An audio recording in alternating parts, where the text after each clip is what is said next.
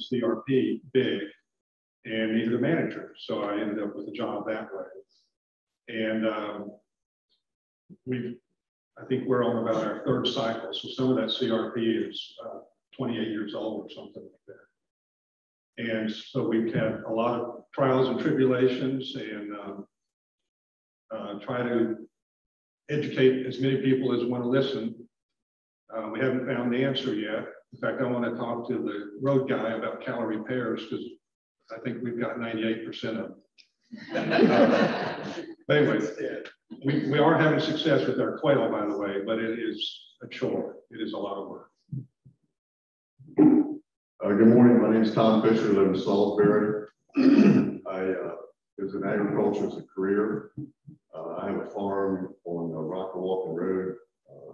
My neighbor is John Long, and he'll explain his function too. But together we've been involved in this about 20 years. My background, my dad was a quail hunter, got me into it. And so one of the first things we did when I bought this farm 25 years ago was to, my father was alive, and he said, we got to put some edges in. And we got to put some edges, and we started, Webster helped set some things up. We planted black color Espedeza around the edges. It seemed like it took up a lot of land, but it only took up 2.5 acres. And it's amazing. And we started there, and my neighbor got involved. And so we've been doing this for 20-some years, and we'll explain a bit more later, but we cleaned a lot of woods, and we went through some processes of trying to do a lot of burning, learned a lot. Being an early fire lighter, learned a lot. But as was mentioned this morning, fire is an incredible tool for what we're doing. So.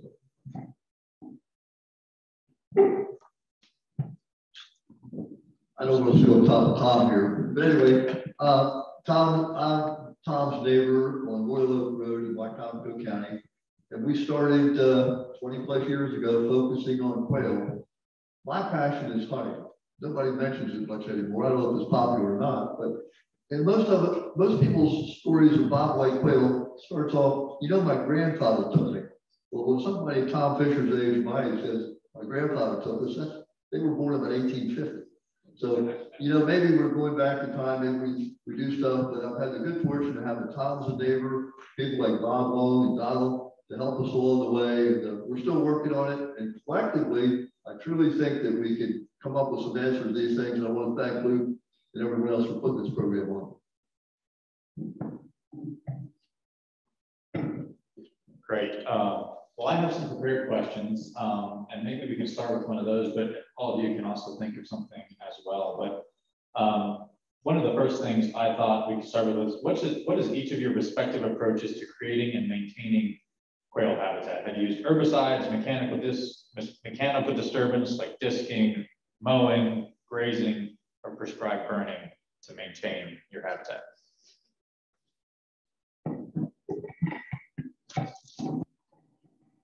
A very good question. We had been, for the previous 15 years, we had been planting orchard grass for hay on all the acreage we had. And of course, a cool weather grass and warm weather grass don't necessarily mix. We were organic for all that time, and we didn't want to lose that. We haven't had herbicides and pesticides on our farm for 100 years. So it's pretty organic. So if you don't use Roundup or any of the other associated killing agents, that's all they are, you have to do it mechanically. So for the first time in 18 years, we had to use the moldboard plow, which of course by then hardly worked. After doing that twice, then we had to disc that probably 3.5 to 4 times, depending on the acreage, because we have 13 different types of soil on our farm that's right on the river. And then the weather did not help us when we did all the planting, like raining for 3.5 days the day after we planted, never helps. So even then, we did get a pretty good first year. This was year 1, we're in year 6. So a lot of those things that require maintenance in the meantime have already come. the one that's been most disappointing is we haven't been able to arrange firing yet, even though we did have one inadvertent fire that took out a lot of it, but I'm not going to tell you about that. So anyway, that is our situation. We quit hay because my brothers and I were all aging out, and it's something for young people. And this turned to be something that is really beautiful on our farm that I wouldn't have it any other way. Like I mentioned, we have a lot of acres in the programs. So we use fire, we use herbicide, we use mechanical, we use any means we can, and we try to stick to a 3-year rotation. I think 2 years would probably be better. But with that many acres, there's always something you don't get to, because maybe during your burning season, you get rain or you get wind or something that keeps you from doing as many fields as you'd hope to get. And so then you're switching over to mowing or something. And with CRP, you're restricted on your time frame on when you can and can't disturb that ground. And herbicide, we're trying to control those pear trees. And but what we're finding is that's really kind of a necessary part of the equation, is that woody vegetation. I think Bob touched on that in his talk. And so it seems like the areas that I feel like I'm just about to completely lose control over are where the quail are. That's where we're hearing the whistles and seeing the broods. So it's a battle, and you're not gonna ever feel like you're done. So you just do what you can, and some areas are going to be more productive than others. One of the things that we have some wooded land, and we have cleared land. And on the wooded land, about 15 or 20 years ago, we went and thinned it to about 12 trees per acre, maybe 14 trees per acre. So the numbers up here that were presented this morning are a lot higher numbers than that. We thinned it a lot. We took out a lot more trees than that. And we had Eastern Shore Forest Products came in, they chipped all the stuff, they took it away, they left some trees. Some of the trees that were left, we still take out. But in that wooded area, our method of managing has been burning. And we burn every year. Dan Small wants to burn every year. He thinks every 1 or 2 or 3 years is better. But for the managing it, we burn it every year. We have seen a dramatic growth of grasses come in. It's just phenomenal how what a good fire will do. And so we've been able to manage trees, some gum trees, some pines, some of the stuff that comes up all the time. And even fire has killed some trees that have been bother us one bit, because as was mentioned this morning, shade prevents grass, and grass is where the birds are. And so that's worked out really well. Like Clay mentioned, on tillable ground, we use mechanical and chemistry to manage some of the growth there. And we planted in warm season grasses, established some hedges, and where we have thin, or in my case, we have thin spots, I plant sorghum to fill in, so they always have cover on the ground for birds to hide. And in terms of that, I'll say this, that even though we've done well with quail have been better. We've seen a dramatic increase in rabbits. We've seen an increase in turkeys. So habitat is what it's all about. And if the ground is bare, you won't have any game. If the ground is covered and you've got canopy, you've got pretty good potential to have something there. Just want to get Tom. Just trade your seats a second. I think it's pretty well been covered, the different types of doing it, but the answer is, once again, all the above. Excuse me. Hit the button on the bottom. Excuse me. The answer is all of the above. The mechanical part is necessary. The chemical part is necessary. And as Clay mentioned, you're never finished. It's like the practice of medicine and the practice of law. You're always practicing. It's always something a little bit different. But diversity is what you need. And diversity of habitat types, diversity of methods, And on day one, when we started this, someone said it's all about habitat. And on day 25, it's still all about habitat. So once again, the method that you use and staying on top of it is probably critical. And when you're talking about, they mentioned predators, the habitat will beat out predation, I think. If you have the right kind of habitat, the birds, the quail, the ones getting their focus will do well. And you don't have to worry about trapping and different things of that nature. So once again, which method is best? It's just all of the above, same way with the type of plants that you have out there. Food, I don't think on the Eastern Shore is a limiting feature for your quail. There's plenty of natural food, but the habitat has to be such that you don't see those fields that are 100 acres that dirt from one side to the other. You don't see a forest that hasn't been burned in the last 50 years, neither of which will encourage birds. So that's what I've seen. Anybody from the audience have any questions for the panel? Okay, Chris. Kind of on what Clay was just talking about, my question is, before it goes from a succession into an actual forest, what's the easiest way, most efficient to knock it back down into good habitat?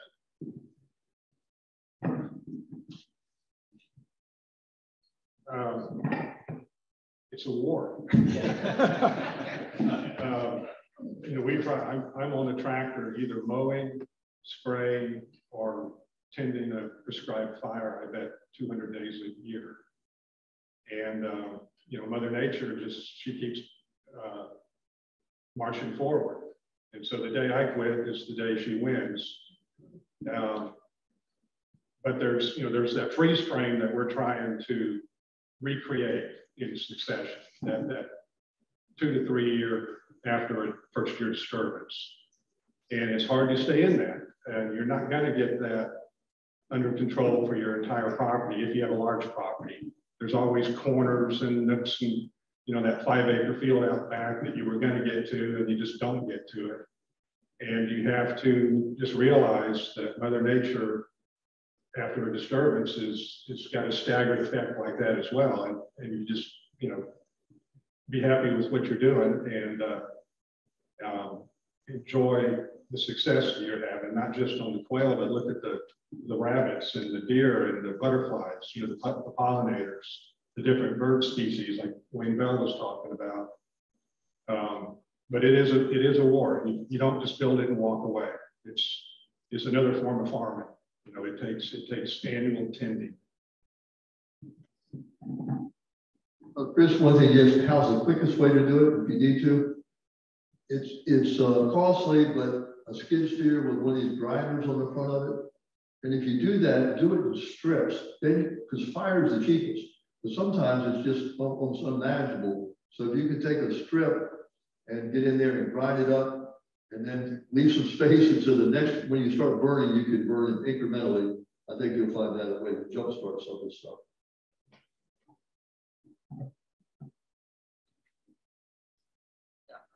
So your hand go up first. I'll repeat your question if you want to say it out loud, or you can come up and.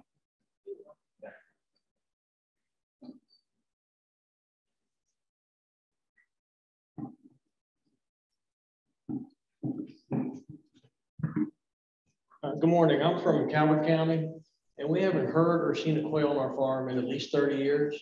All my friends that own farms say the same thing. So once we create this ideal habitat, how do we introduce quail onto our farm?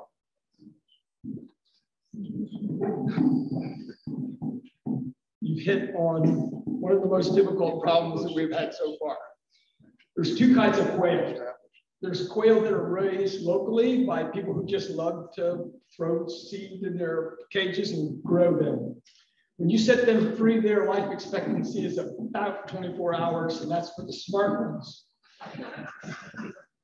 If you see them walking around on the road, they're dead tomorrow. So the other is wild grown, which is done mostly by tall timbers. And somebody here, probably from the program, should talk the most about that because they will give you the most accurate and up-to-date information. But if you don't have any near you, and you don't have any major water barriers, because by the way, they won't fly over a river, they won't fly over big ponds. They want to have Mother Earth right beneath them. You need a pathway to get there. So if you have places that are nearby that have cubbies, and then you have a pathway that has something they're going to go through, they're not going to go through a deep forest. They won't fly over it, they won't fly through it. It's got to be pretty much natural grassland or something to connect you to where quail are. That's the only other reason that I know of that a quail is going to come there, other than if you buy them from Tall Timbers and put them on your property. Yeah, it seems like more of a question for the DNR guys. But we were lucky enough to have a remnant population on the property. And when we put the CRP in, they responded to that habitat pretty quickly, and just kept doubling every year until 2009, 2010, when we had a really bad winter. I don't know if y'all remember, we had 2 deep snows a week apart, and it stayed on the ground for like 50 days. And that took us down to what we thought was 0. And we tried a lot of stocking at different ages and had the same non-success that you were just talking about. But after about 5 years, all of a sudden we started hearing quail. And then the next year we saw a brood, and it just jumped right back up to where we were pre-2009 now. But if you have no quail in your area to start with, I can't help you. I don't know the answer to that one.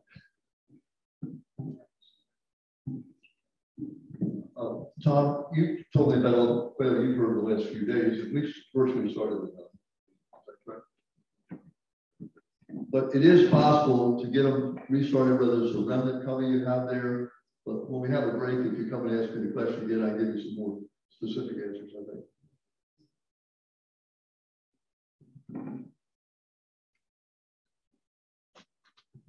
Since this is a hot topic, we might as well bring the microphone to the DNR guys. It's a hot topic, but unfortunately, I don't have any real easy answers for folks that are that have property a long distance from an existing population. Okay, there's nothing that any biologist or any manager can do to get birds to repopulate that area, with the exception of translocating birds from an area where they currently exist, moving them into that habitat. It's expensive. It's very difficult to find places where there are existing populations where those landowners will let you trap them and move them. And when you put them out in a new habitat, it needs to be perfect. You need hundreds of acres of high quality habitat. There's very few places that fit that bill. So there's a lot of limitations on this translocation of wild quail. So it's not for everyone. It's out there. It's been attempted with varying degrees of success. The other option is going the pen raised quail route. And if you're looking for a huntable population where you can go out, have some running bird dog, find some quail, that's an option. And like John and Tom, they've been doing that with success down there, and you can have quail for, they're not all going to die within 24 hours if you do it a certain way. To think that you're going to reestablish a viable, self-reproducing population through pen-raised quail, I don't think anybody would say that that's possible. It's more of a put and take type of thing. So there's a lot of. Can I ask you a question? Yeah, sure. If you were to flood them, literally hundreds and hundreds of birds a year of what I consider the not smart ones, would they eventually perhaps catch? Yeah. I'll let John talk, because he's done exactly that. We haven't tried. We've tried exactly that. And once again, I started day 1 as habitat, day 25 as habitat. And although every study that I've looked, just like Bob said, at the end of the day, it tends to be a glorified put and take. However, with a little asterisk up there, if you put more birds, and fellow's not here, but every year he would tell me, just put a little more, put a few more. We are seeing some of those reproduce. Now, are they as healthy as the birds that you want to be? 3 years ago, I saw 1 brood. The next year, I saw 2 broods. The next year, I saw 3 broods. And then 1 more year, I saw 6 broods last year. So now, did they come from the remnant birds we had there? Did they interbreed? But I think it's the habitat that makes it doable. And it does give you some sense of success and a reason to run your bird dog. You won't keep taking that dog out and scoop and poop 365 days a year if you never find a bird. So you've got to have some positive reinforcement. And we found that it can be, but don't ever give up on the habitat side of it, because even the birds, if they do start to regenerate, they've got to have that place to live. And I would say that anyone in here that would like to see what we have been doing for 20 years is welcome to visit us. And it is, as John mentioned, it's so much driven on habitat. And I was down doing some work the last couple of days, like Clay's talking about, you got to be there. It's farming, and it is a different kind of farming. But I've heard birds all week and at different spots, and they're whistling and they're there. It's but it is very much habitat. So, but you're welcome to come down and see what we've done and see our effort. Might save you some time and some expenses too. Great, thank you. Maybe one more question, if anybody has burning question, Jennifer.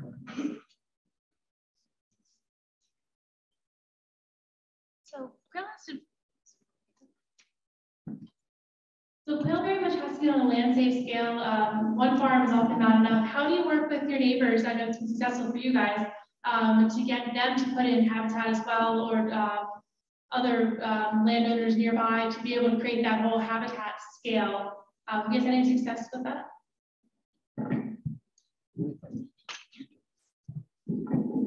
Actually, when we first got into the program, excuse me, I went to all the abutting farm owners to see if any of them wanted to put some in. Actually, on all the borders of my property now, there are abutters who have added to the program. Not as many acres, but making it more contiguous and abutting so that they have more of a chance. Even having said that, though, it's still less than 100 acres. And if 100 acres is okay, 1,500 acres is a lot better. Of course, 1,500 acres is about 15 times the amount of work. You're correct. Same thing. We've got quail spilling over into neighbor properties now. And of course, they're excited. They'll stop me on the road and say, we saw a pair of quail. We haven't seen any at our bird feeder for 15 years. Now that doesn't mean that they've got great habitat, but every little bit counts. You know, you add them all together, especially if they're contiguous to the proper habitat. It's all a little piece of the pie. Neighbors do want to participate. We're fortunate to have Bob Long and Danco Wildlife Area right across the creek from us. I'm fortunate to have Tom as a neighbor. And then we have actually a neighbor who lives in Illinois who's here this week, and she's bought in with Daniel's program, and I forget how many acres it is, Daniel. 81 acres that she's put in, and she's excited about it. And it's a cost share program where it's 100% cost share. But the neighbors do want to participate, and they love to hear quail, and they love to see them, and they'll call you. And in our particular area, within 5 miles, people are calling us regularly when they hear a quail, they see a quail. And one real quick story, one fellow came to build a dog kennel for me last year, 2 years ago. He liked it so much, he took some of our birds, and today we were from the Lower Eastern Shore down in the Red Roost, which is a crab house. He started putting them out. They had some eggs. He hatched the eggs. He lets them go. In the last 2 years, the ones he's liberated have come back to the same spot, which is really fascinating to me. And he only has probably 10 acres, but all his neighbors tell him where he sees the quail and what they do. And so it's probably the natural habitat that he has there. But if enough people try this, somebody will come up with a method that can pass on to the rest of us, and we can do something with it. Good thought. One thing that you mentioned about your neighbors, I can't think of anybody that we haven't talked to about this that doesn't take an interest in the quail, getting quail back. And it's an easy subject to talk about. And our neighboring farmers, some of the young guys that are farming and taking over from dads, we've shown them what we're doing. We involve them in some of the stuff we do. We have some functions down there. We invite them to some of the functions, and we're trying to be good neighbors, and it really does work. And as has been mentioned here, who doesn't want to hear Quail whistle? And pretty much on board. They just got to explain what you're doing, what you're trying to do, and a lot of people are receptive to that. So it's not a hard message to sell. It's just education that we talked about earlier.